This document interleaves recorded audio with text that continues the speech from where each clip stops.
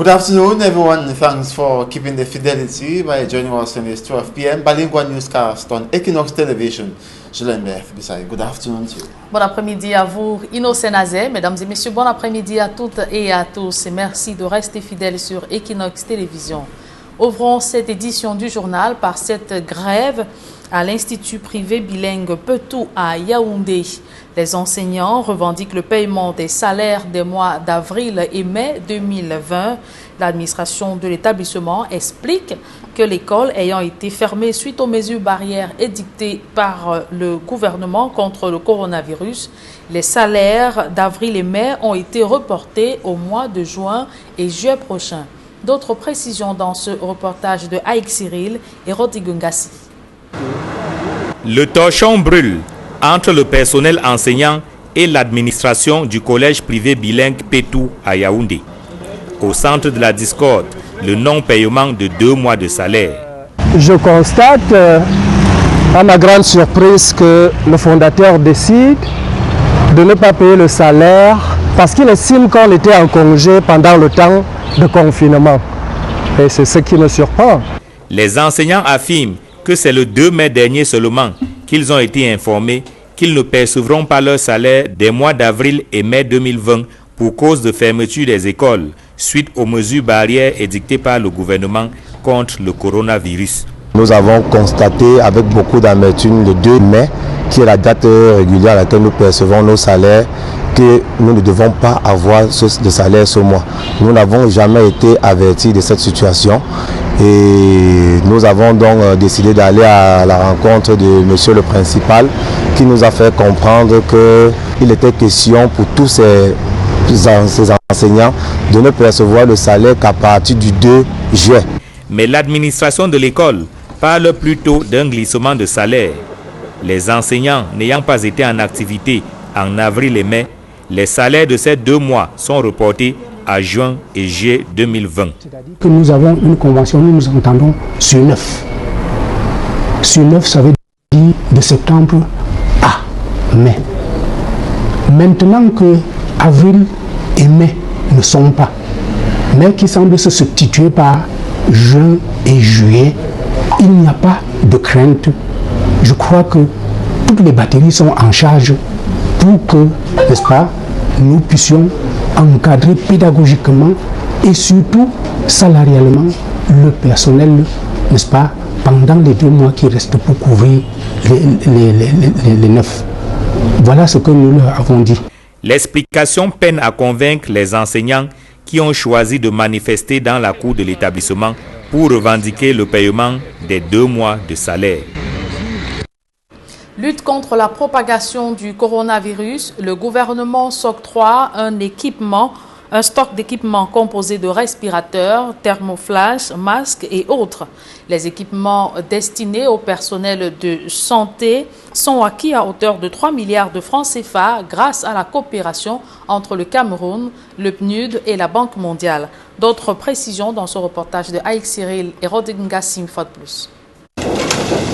La signature des documents, puis la remise solennelle au ministre de la Santé publique pour matérialiser l'acquisition par le Cameroun d'un stock d'équipements destinés à la prise en charge des malades du coronavirus. Nous remettons par le biais du PNUD, à qui le gouvernement a fait confiance pour nous demander d'apporter ces équipements, et avec le soutien financier de la Banque mondiale et du Fonds mondial, un premier lot d'équipements qui vont aider à renforcer le système de santé pour faire face à la crise. Il s'agit en réalité de 2400 thermoflash, 120 respirateurs et près d'1 million de masques. Une commande du Cameroun, financée à hauteur de 6 millions de dollars US, environ 3 milliards de francs CFA, grâce à la coopération avec le PNUD et la Banque mondiale. Nous avons pu dégager des enveloppes financières à travers des réallocations des fonds qui étaient destinés à la mise en œuvre du projet de renforcement de la performance du système de santé pour cette urgence. Et cet équipement est en partie financé donc, par ces réallocations de fonds qu'on appelle les fonds de la SORC, de la composante SORC. pour un montant de 6 millions de dollars américains. Il n'y aura pas de répit, fait savoir le ministre de la Santé publique. Le matériel acquis sera immédiatement mis à la disposition des formations sanitaires. Nous avons un ensemble de matériel qui vont être tout de suite, je tiens à le préciser, tout de suite être dispatchés sur l'ensemble du territoire. Notre objectif, c'est la protection du personnel de santé. Et cette protection du personnel de santé ne concerne pas que ceux qui sont en charge. Ça concerne également le personnel de laboratoire, ça concerne les personnels d'accueil qui sont au contact du malade, parce que eux qui évaluent, n'est-ce pas, le malade. Ça concerne le système de gestion d'incidents sur le plan régional qui va, n'est-ce pas, en termes des investigations, qui va au contact de la population. Le gouvernement affirme que la protection du personnel de santé fait désormais partie de ses priorités. Le matériel acquis, dit-on, n'est que le début d'une longue série. La Banque mondiale annonce d'autres packages d'environ 29 et 7 millions de dollars. Cet équipement. Week-end très mouvementé pour les populations du département du Mungo. L'alcool a coulé à flot après l'annonce de la réouverture des bars et débits de boissons au-delà de 18 heures. Les gestes barrières, mais également le port du masque ont même été ignorés. Pour certains Camerounais amateurs d'ambiance nocturne, les mesures d'assouplissement signifieraient la fin de la pandémie du coronavirus. D'autres précisions dans ce reportage de Jacques Nomolon et Gladys Sidi.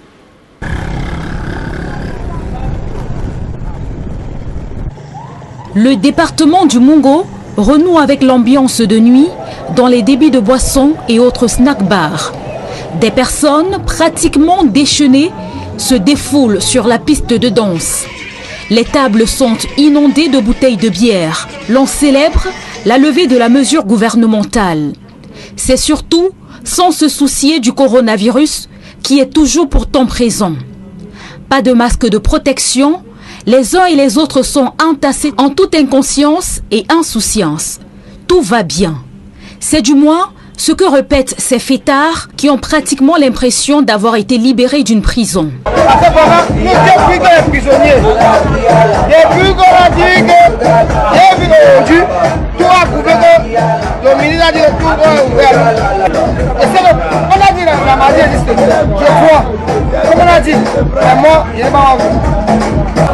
On était bien gênés, c'était plus que la prison même. Parce que nous sommes les gens de dehors. Sans bière, moi je ne peux pas vivre. Au lieu qu'on annule la bière, je préfère mourir. Le Premier ministre a dit que les gens peuvent ouvrir jusqu'à minuit. Ça veut dire que s'il a donné l'ordre, ça veut dire que tout va déjà bien. Si l'on reconnaît que ce n'est pas clairement le message qui a été véhiculé par le Premier ministre, reste que les Camerounais l'ont perçu, chacun à sa façon, balayant d'un revers de la main les mesures barrières. Quand je veux boire, je baisse mon masque, je prends ma bouteille de bière avec les mains désinfectées. Je consomme, je dépose et je remonte mon masque. Ne sommes pas suffisants que demain on dise que ce qu'on avait dit hier, que c'est en train de diminuer, que ça continue sûrement à augmenter encore parce que rien que pour la journée du 1er merci. Que tout le monde dise que le ministre a levé la sentence, chacun s'est laissé aller, donc vraiment on attend au pire. Les mesures prises vraiment par le Premier ministre peuvent être en quelque sorte un piège pour les Camerounais. Et les Camerounais se baladent chacun dans la rue comme il veut, sans les cache-nez. Côté commerçants et autres acteurs de la nuit, les entrées sont plus conséquentes. Maintenant, ça va un peu mieux parce que les taux ont commencé à bouger le plus tôt. Et beaucoup de Camerounais, c'est comme si chacun attendait ce moment. Depuis l'autre jour que le Premier ministre a délaissé, les gens sont à l'aise. Pour la production, ça est en train de prendre. Mais ça n'a pas encore atteint le top niveau qu'on avait auparavant. Papa, nous sommes à l'aise maintenant. On nous a bien dérangé à nous, pour moi on est un peu à l'aise. On était comme les bandits ici là. Maintenant ça va un peu mieux. Parce qu'avant le mango fermait à 18h là. On venait seulement s'asseoir comme ça. Avant le soir, que tu n'as même pas 5 cuillères. Actuellement, il y a quand même le charbon. L'ouverture du Premier ministre Même le travail a changé dès le vendredi où j'étais dehors. Bon, j'ai quand même travaillé, j'ai quand même un peu un revenu par rapport aux semaines qui se passaient là. Bon. Cette mesure-là nous est vraiment soulagée parce que avant la levée de cette sanction, on garait désormais à 18h. Dans le département du Mungo, comme dans le reste du pays, les Camerounais continuent de célébrer la levée de la mesure portant fermeture des bars et autres au-delà de 18h. Les autorités appellent toutefois à la responsabilité individuelle dans la lutte contre le coronavirus qui continue sa progression et qui a déjà infecté plus de 2000 personnes au Cameroun, de sources officielles. Et des professionnels ou des médecins de la santé publique critiquent la levée des mesures liées à la restriction, des mesures de restriction appliquées aux bars et autres lieux de loisirs. Pour eux, l'affluence des Camerounais dans ces lieux représente d'énormes risques de contamination massive. Ces spécialistes de la santé estiment que le gouvernement aurait dû procéder à un assouplissement progressif de ces mesures afin de protéger la population. Séverin Chouban et Nadine Yambo.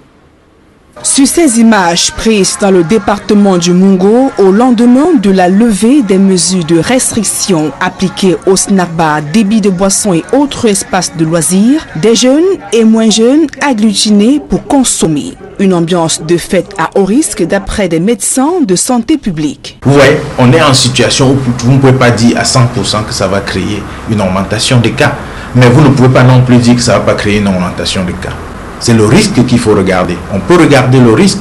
Le risque, c'est le développement des nouvelles pathologies qu'on va voir, parce que le déconfinement n'est pas sans conséquence.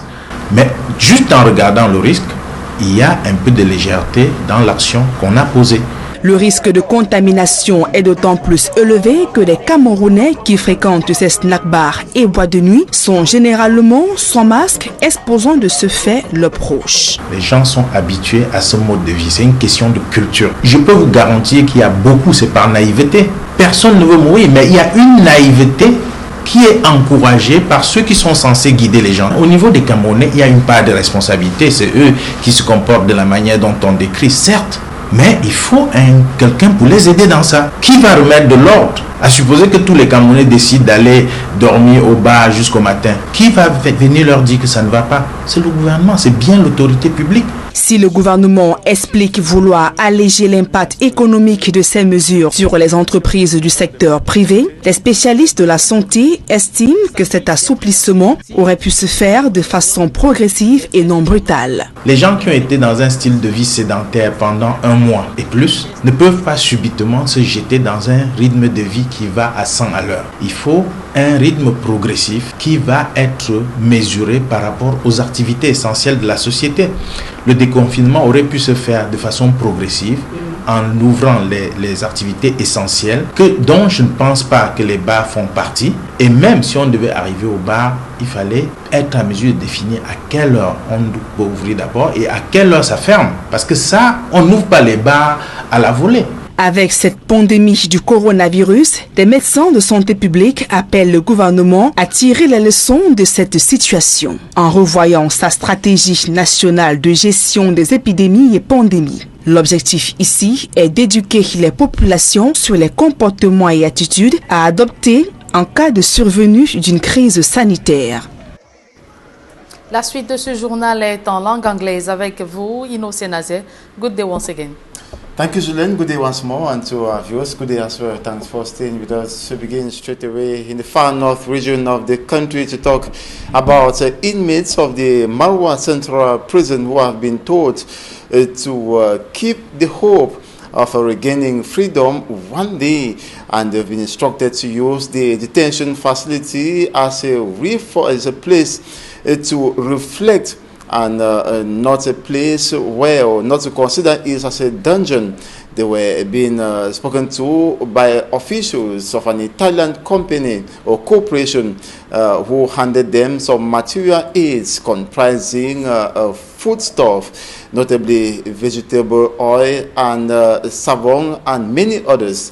Details with Immaculate Fogwe. Immaculate Fogwe, who will be reporting there about inmates of the Marwa Central Prison who have been told or called upon not to lose hope, but to use the detention facility as a reflection center. They were being spoken to by officials of an Italian corporation after they were handed gifts constituting foodstuff and many other basic necessities. Immaculate Fogwe reports. Overcrowded prisons is one of the contributing factors to poor imprisonment conditions in Cameroon. Consequently, the prisoners are not well fed, with many of them offered poor healthcare services. Following the outbreak of the coronavirus in Cameroon, the risk of contamination in some of these prisons is high due to its overcrowded nature.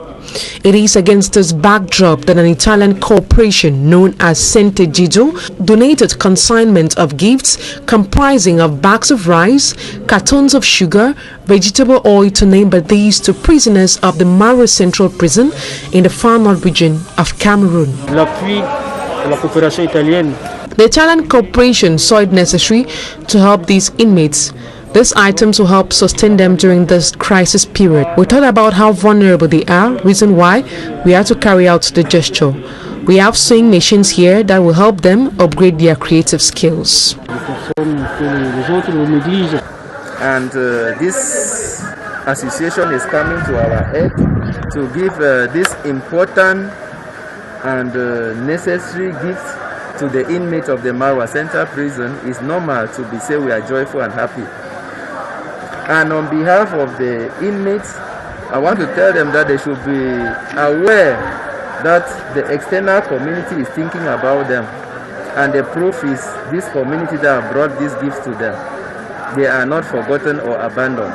The detainees were called upon to be disciplined and respect government anti-COVID-19 measures in order to reduce the spread of COVID-19 in the region, which is already affected by the coronavirus. The Archbishop of the Douala Metropolitan Archdiocese, His Grace Samuel Kledo, has denied rumors circulating on social media that he revealed the recipe for his treatment against the COVID-19 pandemic. He says he has never published on social media a herbal recipe to cure the coronavirus, and that this should be clear to everyone, and indicating it is a serious responsibility. He was speaking to the press yesterday in Douala. And the former president of the Cameroon Episcopal Conference fears malicious manipulation of plans by third parties if his recipe is ever revealed. According to Samuel Kledo, some persons told themselves they have received recipes from him, and he equally indicates that they are now ready to have it launched. He highlights that it is a risk on their part as they will poison themselves. Samuel Kledo asked that if he wants to reveal the recipes, he will do so solemnly. Meantime, His Lordship Samuel Kledo, after this, received the COVID-19 support gift rejected by the government of Cameroon from the Cameroon Renaissance Movement Party of Professor Maurice Kamto. A delegation of the Cameroon Survivor Initiative led by Barrister Yondo Black gave the sanitation equipment to the prelate Monday in Douala to help fight the COVID-19. And talking about the COVID-19 still, yesterday in the nation's political capital during a press briefing, officials in the health ministry noted that 27 new positive cases were registered yesterday. With the lift of barrier measures against the coronavirus, they equally said the President of the Republic of Cameroon knows life has almost returned in various localities across the territory. The government urges people to be vigilant and responsible, that all actions of Cameroonians must be organized around the respect of barrier gestures. In order to strengthen the response against the coronavirus, the government received yesterday, with the support of the United Nations Development Program and the World Bank, an order for equipment intended for medical personnel. We will be developing you this information in a subsequent report. And we tell you how inhabitants in the Mungo division of the Littoral region of the country flooded nightclubs, snack bars, and other entertainment spots after the announcements by the governments to lift restriction measures, thus ordering bars to operate the usual hours, and equally fears that there will be an explosion of the coronavirus as barrier measures have not been respected, like wearing of face masks, and equally the social distancing rule violated by the population in the Mungo division of the Littoral region. For me, Armstrong Sanda tells us more. Ghost towns was the most appropriate way to describe most towns and cities in the Mungo division of the Littoral region of Cameroon, following the 6 p.m. lockdown on drinking sports, restaurants and leisure places by the government of Cameroon to fight COVID-19. After a corresponding decision to lift days and other measures last Thursday, the streets of the Mungo division were inundated by jubilant crowds of inhabitants.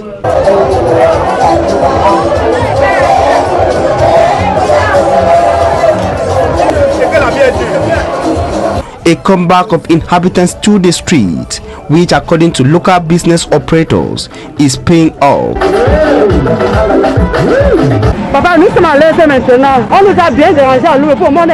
This woman sells roasted fish and says every night now is a business night in the Mungo division, and she's happy that they have been relieved of the lockdown measure, which according to her was more of a prison. Those in the bakery sector say production has increased as restaurants now open at night with an increased demand for bread.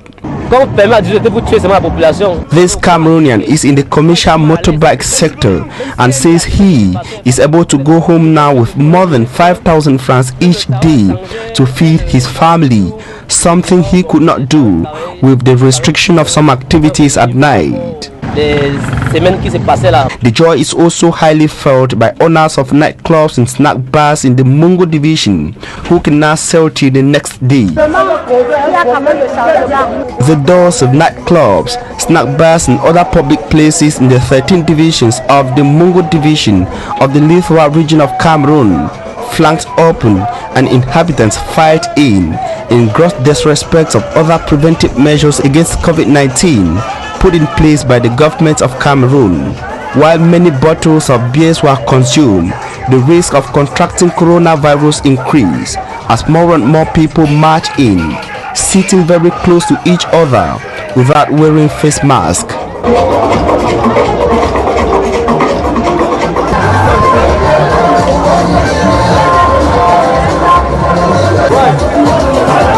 While others see the measure as a successful journey out of bondage, some inhabitants of the Mungo division think it is a move that will get more Cameroonians infected by COVID-19. Snack bars, nightclubs and leisure places are now open in the Mungo division of the Littoral region of Cameroon and the rest of the Republic of Cameroon beyond 6 p.m.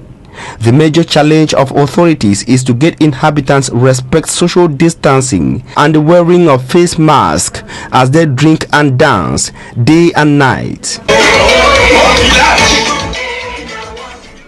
And that's it for this 12 p.m. bilingual newscast on Equinox Television. Thanks so much for watching. Do have a wonderful day. Have a nice day. Merci, je vous souhaite également une très belle journée Inno-Sénazé. Mesdames et messieurs, merci de votre aimable attention. N'oubliez surtout pas, le Covid-19, c'est une affaire de tous et de chacun.